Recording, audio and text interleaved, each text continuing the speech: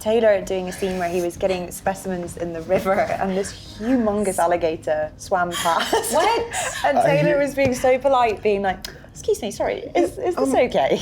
People are gonna be so excited. It's gonna be like hot outside. And they're gonna be like, oh, I want to go on a date and be in this cool air conditioning and watching this beautiful movie and fall in love and all those feelings. And then there's murder. Hello, welcome to Entertainment Weekly's Round the Table with Where the Crawdads Sing. You did a great job. Thank you. Sometimes I feel so invisible. I wonder if I'm here at all. You are.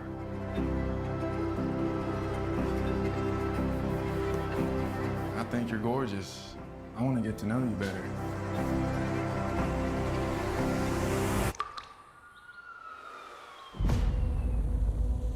There's no fingerprints on the railing, the grates, nothing. No fingerprints? Gosh, when I read this book, it just drew me in. I just fell in love with Kaya. I fell in love with this world. It reminded me of classic films like Splendor in the Grass, To Kill a Mockingbird. My very first movie I ever did was called Man on the Moon. It was about a little girl in Louisiana running around, falling in love with two different boys. Actually, my two sisters falling in love with, I can't remember the plot. It was a long time ago, but it reminded me of the South and that sort of classic storytelling, and that takes you back to a time and place that just feels a little simpler. But it just drew me in. And then of course, Delia layered over all of these kind of real world, natural world metaphors, and she just writes with such richness. I thought, this would make an amazing movie. So we got busy working on it, and it was just dreamy to work with Lucy Alabar, who's an incredible screenwriter. And just because she so innately understands the South, she grew up in the South, her work just has this authenticity to it that I think really, really translated Delia's words really well. Like most people, I read the book and couldn't put it down. I read it in 2 days, and it tapped into something very personal, because my father bought land in upstate New York when we were kids. We grew up in the city in New York, but he was really a country boy, and he wanted to make sure that we knew what it was to, be out and explore the woods. And so I come from a big family. We didn't have a lot of money, but we had this piece of land, and he built a house on it. And so a lot of my childhood was spent exploring the woods. And so I think reading Delia's book tapped into that sort of imagination I had as a kid of what would it be like to actually have to survive alone in the wild. It was, to me, it sort of tapped into the ultimate childhood story. And then, having the murder mystery in there, that, kind of is the driving part of the plot. And then this epic romance. I read it during the beginning of the pandemic, and I was craving an escape into romance. And so it just sort of tapped into all those things for me. And when I heard they were looking for a director, I told my team, I have to pitch on this. And I really give them credit for knocking down the doors and saying, please hear this client out. And first I met with Lauren Neustadter and Aaron Simonoff, and gave them my pitch. And then I met with Elizabeth, and then with Reese, and it sort of just kept hoping and praying that my vision for it fit what they were looking for. And I don't know why. It did. You're amazing. Your work is so beautiful, and just you brought it to life in such a vivid and gorgeous way. And we're so lucky. In town, they tell the story of the Marsh Girl, the one who grew up alone in the wild. But they never really knew me. Like most stories, the facts don't weigh into it. Maybe y'all talk a little bit about like your process of the movie and auditioning and all that. Yeah, well, I got the sort of breakdown through my inbox, and I was like, oh my gosh, this looks amazing. So I bought the book as quickly as I could, but I was filming on something at the time. I was filming this sci-fi drama, so I was sort of reading it in a spaceship, which was really odd. And I had this general meeting with Livy, and I had like 3 days to prepare for the audition. So I was learning the lines, like trying to read the book, and just like fell so deeply in love with Kaya. I just found her so enigmatic and curious, and just so brilliant. And I just wanted to like consume as much of her life as I could. So I worked on it, tried to kind of get some version of the accent together, cobbled it together. And then because it was during the pandemic, had a Zoom audition, which I'd never had before, which is quite strange. So I balanced Livy on my laptop on a chair somehow, and my friend was reading in the bath. I don't know why, it was the best lighting.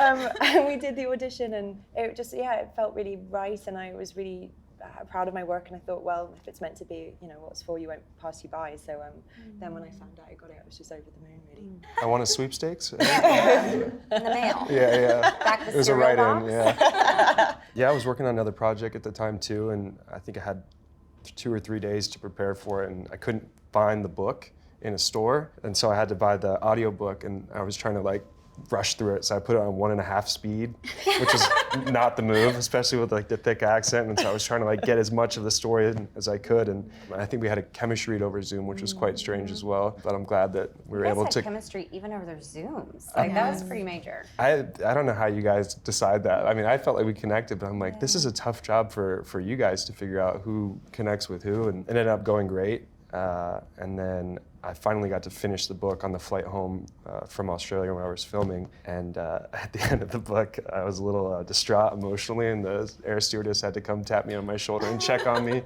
to make sure I was okay. And I kind of pointed to the book, and she nodded like she had been there herself. So yeah, it was a good button to the end of it. Yeah.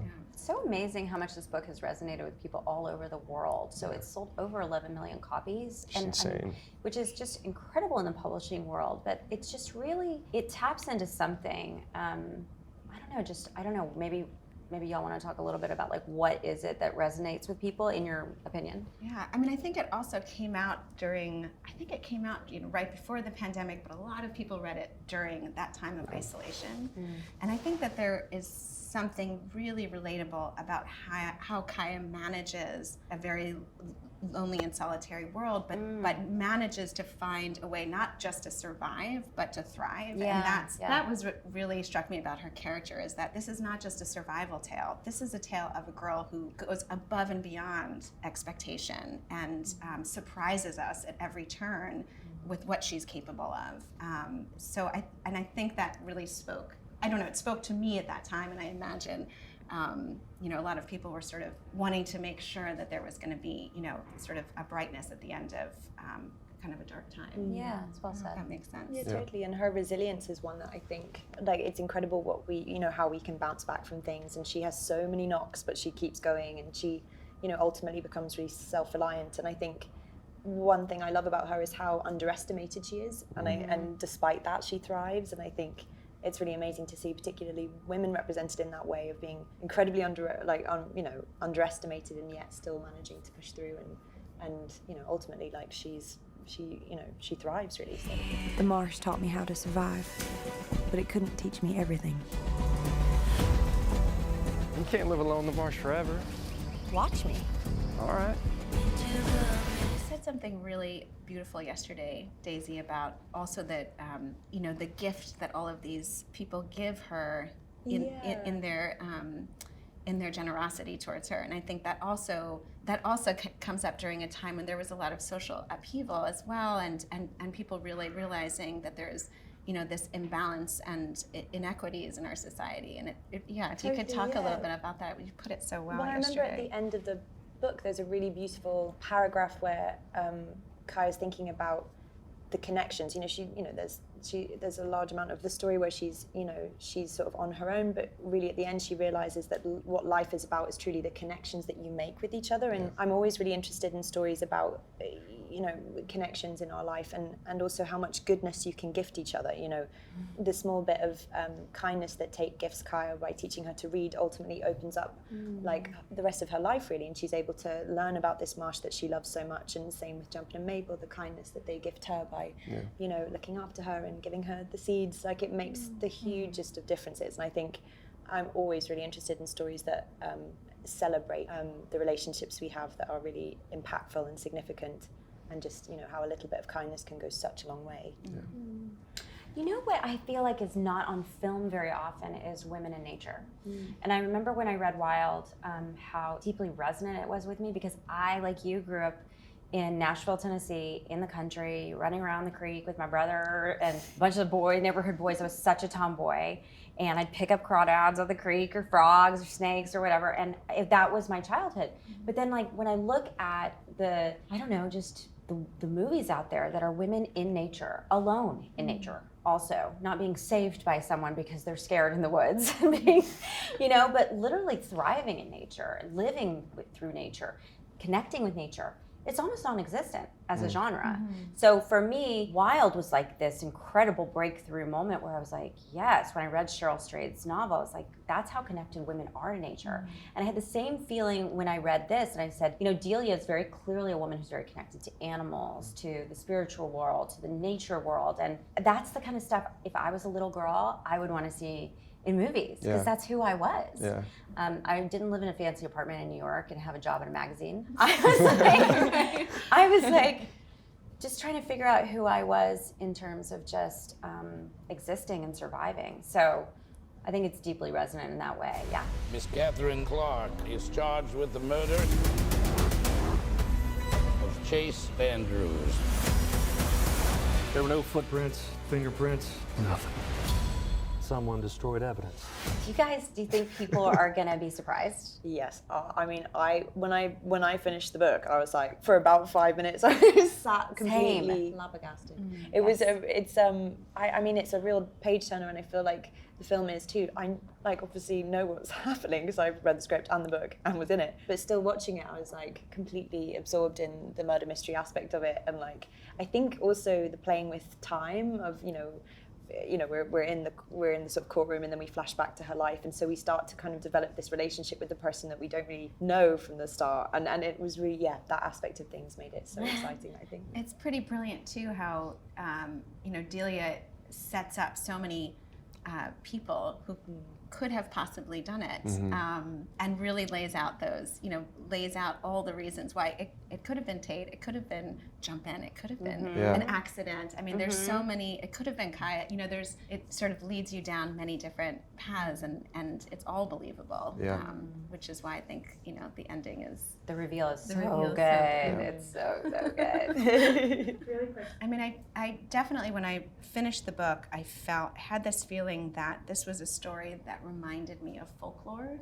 It reminded me of the kind of fable you would hear told and retold in different versions set in different places. And this one just happened to be the story of the Marsh Girl set in North Carolina during the 50s and 60s. And it's because there's this universality to the story and to the themes of the book that I think lend itself to that kind of fable.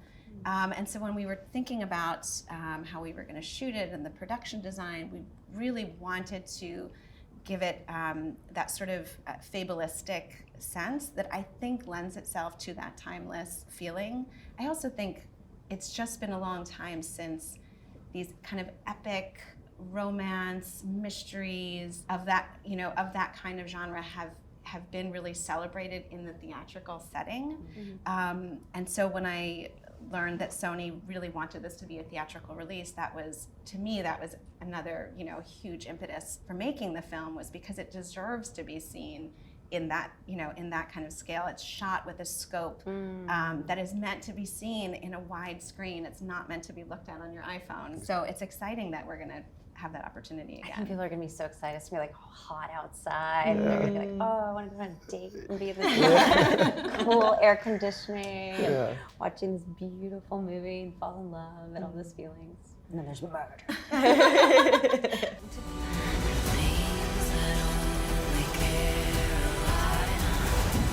It's a dangerous world, isn't it? I don't know if there is a dark side to nature. Just inventive ways to endure. Against all odds. You could not ignore the nature that was there. The wild was definitely on Kaya's doorstep. In fact, it actually met her doorstep because the set flooded and the lagoon actually got to her doorstep. So that was also one of the complications, I guess, was that the power of the sort of weather there. I mean, I'm from London, so I'd never really been in an environment like that. So, hearing the cicadas and like the Spanish moss everywhere and these beautiful birds and dragonflies, it was just gorgeous. But also, I've never heard thunder and lightning like it, and we would have to sit in our cars while lightning passed, and it was lots of mosquitoes. So that was fun too. It gave it like a soundtrack, though. It felt like you were really in it. And when I read the book, I put in little sounds and pictures and ideas about what it's going to feel and look like, and then you get to film in New Orleans, and it's perfect. It's exactly what I think people are going to expect. Okay, what was the craziest animal story? Oh, God. Of all of them, because there were so many crazy wild creatures. One of my favorite memories is Taylor doing a scene where he was getting specimens in the river and this humongous alligator swam past. What? And Taylor was being so polite, being like, excuse me, sorry, is this okay? You said if it looks bigger than like 5 or 6 feet, probably hop out. I can't tell from here. Underwater. I just see his eyes looking at me. I don't know if he's hungry or he's trying to say hello, but should I hop out? And he's like, rolling. You were in the river when it And happened. waiter's like up to here, and I just see this log-looking thing, like this large log go by. I'm like, that's funny. I haven't. It's very. Probably call your producer. very I mean, spe- that yeah. sounds really like not Trying to get a hold of her. It was very funny. So that was funny. I think one of my fondest memories was I was washing my clothes and I accidentally tumble dried a cockroach, which I had never seen one. And it was drying perfectly flat. And he survived too. He just got right back up. Right back, very clean. Yeah. All right, one of my favorites is seeing David Strathairn on his day off come to set where Kaya's house was built and was out in the woods with the animal safety with one of the snake capture. You know, they have these long poles with clips on the end to pick up snakes, and he was out there looking for snakes. Really? Just wanted to be useful. And he was cutting down bamboo at one point too. Yes, and then he was cutting down some trees for us. Yeah, He's so amazing. He's the best. He's incredible. We also went fishing on one of our first like hangouts together, and I was casting for 3-4 hours, and you throw your first line out and get a bite Caught a fish. immediately. Time for me to retire. Very chuffed with that. Yeah. She's like, is this usually this easy? You just feel Is it just it in? like this? Yeah. Way out yonder, where the crawdads sing, the marsh knows one thing above all else. Every creature does what it must to survive.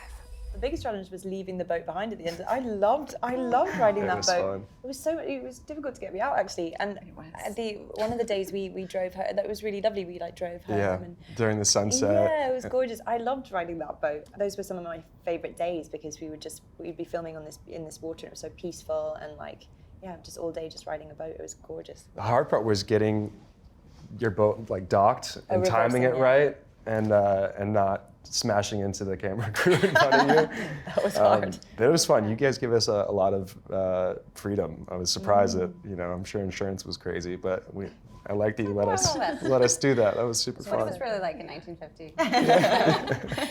It was a bit challenging dealing with the rising and lowering tides because we would scout a location where we were going to shoot some scenes on boats, and then we would get out there in the morning and the water was too low and the boats would be getting stuck in the mud.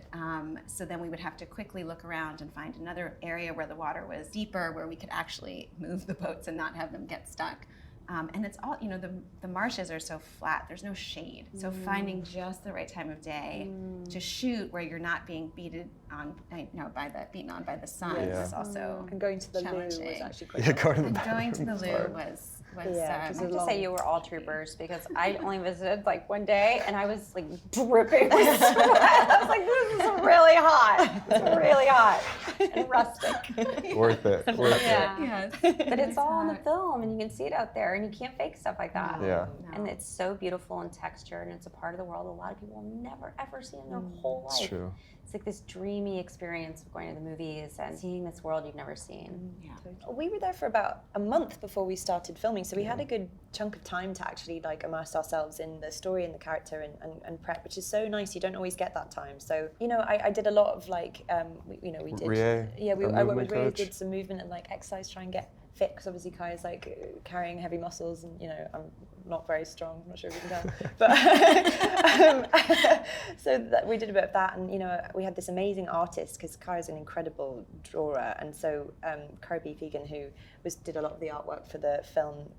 I went to the park with her and like started doing some drawing, and it was really lovely. And learning the accent was a big thing too. Obviously, learning to drive the boat and fish, and it was really, really lovely just to get that time to really start to like hone certain skills. Yeah, because I'd never really had that before. Yeah, you guys gave us like so much time to have it be all-encompassing experience as opposed to showing up and this is what you're filming today. We got to live in it and breathe in it for a while, and the costumes too, getting to wear those while we were like Tate's boots, like getting to walk around in those, and Miran was amazing costume designer, and yeah, you don't really get as much time as you should. On this one, we had more than necessary, so it was nice to be able to run around and get to know each other and do swamp tours and go fishing and nature walks and do stuff with our movement coach. It was perfect. It was nice to be able to rehearse sometimes Yeah. on the actual locations where we were going to be shooting. So we had to do some rehearsals in a studio, but whenever we could get out into the park, or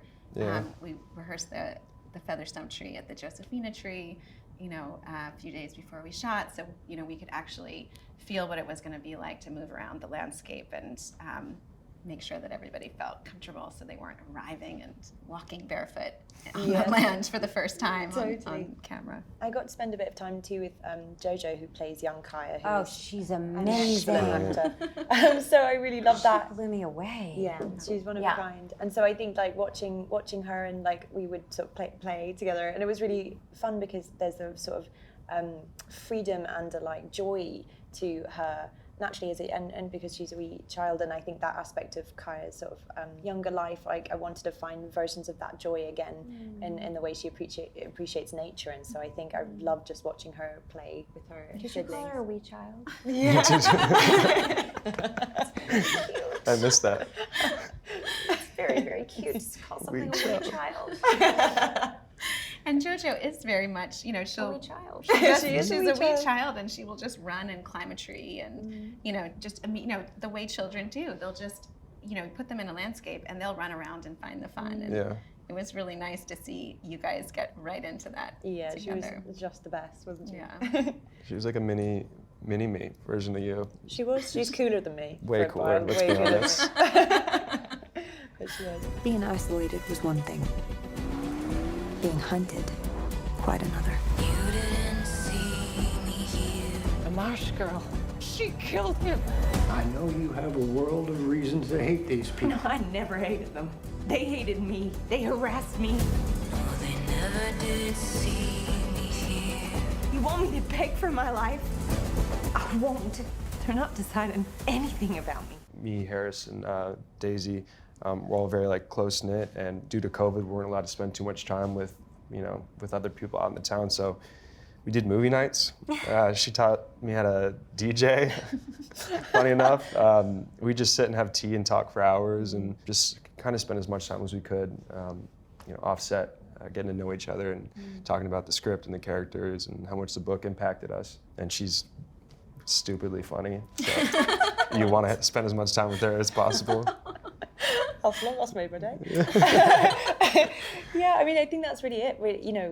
It's hard to fake that like friendship. It's hard to, and I think that's the key to chemistry. Really, is like having a shared sense of humor actually, and enjoying acting with each other and enjoying each other's company. And luckily, we all really did. And so it was just really fun because I was acting with my friends, and that always makes such a difference. And I think that Tate and Kaya, I think what they are very quiet. They are very sort of introverted people, and they connect on a real cerebral level. They really like enjoy each other's minds, and it was really fun to sort of explore that relationship, which is so different to her relationship with Chase. Tate thought that by leaving, he was gonna, somehow be helping her, but really he was doing something selfish because he was scared. He didn't think that Kaya could ever leave that world and go experience life in Barkley Cove. And when he finally did come back, he realized how big of a mistake he had made because of who she had turned to while I was gone. I think he'll never forgive himself for that, and so he'll spend the rest of his life trying to make it up to her. I read and reread that book. You had it on set with you every day too. I did, and I always find it very helpful to lift like specific quotes that I found very useful, and so my script was always covered with anything that resonated with me. But then there's also a level where you kind of have to leave it and know that you are hopefully making something that's like unique in itself. And I sort of like to think of them as cousins in a way that there's similarities and familiarities, but they're also two separate things. And so there was a level of going, right, I need to now just take my own interpretation and fall into what this world is. So it was such a great resource for us, at every level of the production. When we were doing production design, we could go back to passages from the book and look at how Delia described the house, or look at how the marsh was, described as this necklace of grasses, and go out and try to find the similar looking, landscapes. And anytime we had questions, we could reach out to Delia, and she was always very excited to be helpful. So we have, there's this memorable scene in the book where Kaya has just learned to read, and she's reading the names of her family members in the family Bible. And it was such a moving scene in the book, and I know that we were all very aware of, we were, when we were shooting that scene, that this was, one of those iconic scenes from the book. And I remember reaching out to Delia to say, okay, well, we have to list out all these names and the birth dates and whose side of the family is it, and kind of getting into a deeper conversation with her to make sure that we got it right. And so it was always so helpful that we could turn to it, and we could turn to Delia, but also know that, we were making the movie version and there were going to be differences for sure. Wasn't it amazing that she came on set? Amazing. I got so emotional about this idea of this woman who's written this novel in her 70s. All of the characters were just in her mind. This whole universe was just in her imagination. And then she got to see all these amazing artists collaborate and bring their best selves and their best work. And then she gets to walk into her own imagination. And that's what's so magical about movie making. I just feel like it really is magic. Yeah. Was it exciting having her there? It was, and it was a real shock for me the first time I went to Kaya's shack as well, because it really was like it had been lifted from my imagination as well. And I think it's amazing, so many creatives sort of minds have to collaborate and also sort of align to make something like so accurate. And I really got I was really struck when I got there, because I couldn't believe like how much it was like what I'd imagined. So I can't imagine what it was like for Delia. That must have been so surreal. When she came on set, she was like, I've been living with you in my head for so long, and now I get to finally see you in person. It was like this, oh my God, moment. And I was like, me? I will say it was also very nerve-wracking. The first time she came, I was terrified because I thought, oh my God, what if this doesn't live up to her expectations? She very quickly made it clear that it was all, I think she really always felt what a gift it was to go through that experience. And I don't know if she was just being generous and kind, but she seemed genuinely just so thrilled to be there and to have this experience. We got a call that Taylor had been so inspired by the book and read the book, and she heard the movie was coming out, that when she was with her partners and they were writing the folklore album, they wrote a song specifically for this movie. It's so haunting, it's so beautiful, it's so accurate, and we were just the benevolent receivers of this incredible artistic gift. But it's a beautiful, the things that she's written and said, and we've spoken about her writing the song, is just really touching how much she's moved by that it was female authorship, and that, she's so inspired by Daisy and by Olivia, and that, this incredible group of women got together to make this timeless classic romantic film. So I think people are gonna love the song. It's amazing. It's incredible. She, talked about how she wanted it to feel like this haunting Gothic lullaby, and she used instruments that were only available, before 1953, and she recorded it in all one take, the way they recorded songs at the time. So she really put so much thought into both the tonality of the song and also, the way in which she recorded it, that it was so moving to me. Just reading her letter before I even heard the song was so moving, and then I was a mess of tears when the song ended. It's like, I don't know how she did it, but she captures the feeling that you have when the book ends. And so my hope was that if we could end the movie in a similar way, then the song would be the absolute perfect space to live in and absorb what you just witnessed. But she's clearly one of the greatest storytellers and songwriters of our time, and what a gift to get. Very cool. Very cool. Very cool. It's dangerous to live out here alone like this. I'm fine. You're something else, ain't you?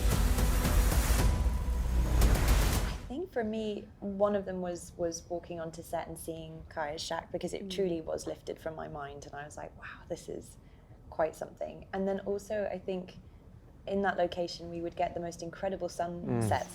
And they were just like the colours on the front of the book too, beautiful orange and pinks, and I'd never seen a sunset like it. So I think standing on the bank really and watching that sunset was like, wow, this is really special. I think just the times in the middle of a take where you almost get pulled back into your regular life and go, how am I a part of this? How am I, able to help tell this story? And just being amazed.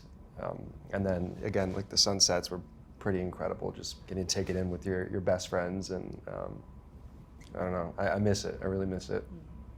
Yeah, I think there were many boat rides home when, you know, we'd always be racing the sun to get everything shot before sunset, and then sometimes we'd just be quietly boating, you know, back to base at the end of a long day, and I would just be looking around the marsh and the sun would be setting, and I numerous times would just start crying, and it got to a point where, you know, I'd look at Polly or my DP and we'd both be in the same place, and I'd just say, how lucky are we? How lucky are we? I can't believe this is our job. It was very moving, very moving. Yeah. I would say the same thing. I think it was just pure magic walking into Kaya's environment, that I had read this book and it came alive, and all the beautiful art direction, every shell and every feather and every book, and it was just so lovingly constructed by all of you. And I will say there's one magical shot that I was like, oh my God, it takes my breath away, with the tree.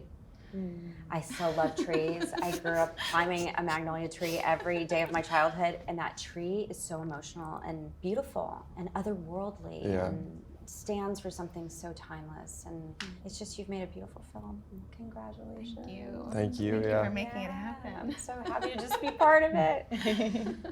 This has been Entertainment Weekly's Around the Table with Where the Crawdads Sings. Make sure to check out the film July 15th, only in theaters.